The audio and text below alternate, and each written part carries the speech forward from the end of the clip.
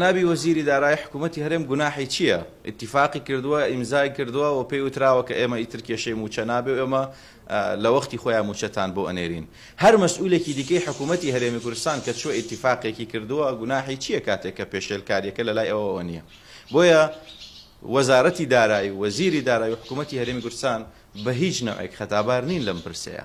ئایا ئەم پرسیارە میدیای ئێمە شارعی ئێمە متابعی ئێوەکەن بۆچی بەم نەفەسە نییە کە ئەم پرسیارانە ئێمە ئاراستەی بەغا بکەین کە بۆچی حکوومەتی هەرێمی کوردستان التیزاماتی خۆی جێبەجێ کرد بەس بڕۆ تەماشای قائیمە ئێو داواکاریانە بکە کە لە ڕابردوو یەک تازە بوونەتەوە بۆ ئێمە هێنراونەتە پێشەوە هەمویان جێبەجێ کراون و دواییش هەمیشە شتی تازە. ئەسڵەن ئەوانە هیچیان بەپێی دەستوری عێراق مافی ئەوە نییە وەزارەتی دارایی عێراق بێت تەحەکوم بە هەرێمی کوردستانەوە بکات و بەڵام هەر دەرگامان کردوتەوە وتومانە قەی ناکات بەڵام بەپێی دەستوری عێراق هەرێمی کوردستان هەرێمێکی فیدراڵیە لە بەردەم پەرلەمانی خۆیان مەسئولە لە بەردەم خەڵکی خۆیان مەسئولە ئەبێ بودجە بە ئێمە بدرێتە و کاتە پەرلەمانی ئێمە مەسئولە بێت لە محاسبەی ئەوەی کە ئێمە چی لە بودجەکەمانەکەین نەگەوەی وەزیری دارایی عێراقیان هەر کەسێکی دیکە هەر مەسئولێکی دیکە بێت بە هەرێمی کوردستان بڵێت وەڵاو ئەم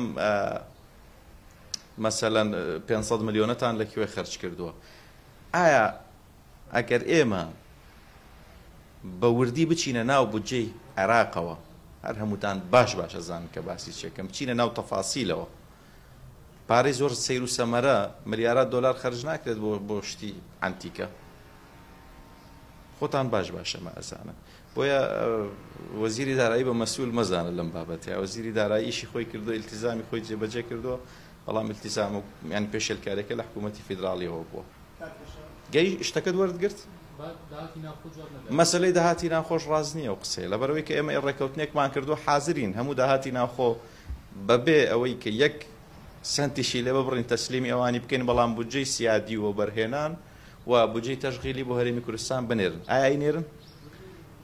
وتومانە وەرن ئەتان دەینێ بەس ئەم سێ بودجەیەمان بدەنێ لەگەڵیان ناینێرن معاشەکە نادەن بە ڕێک و پێکی.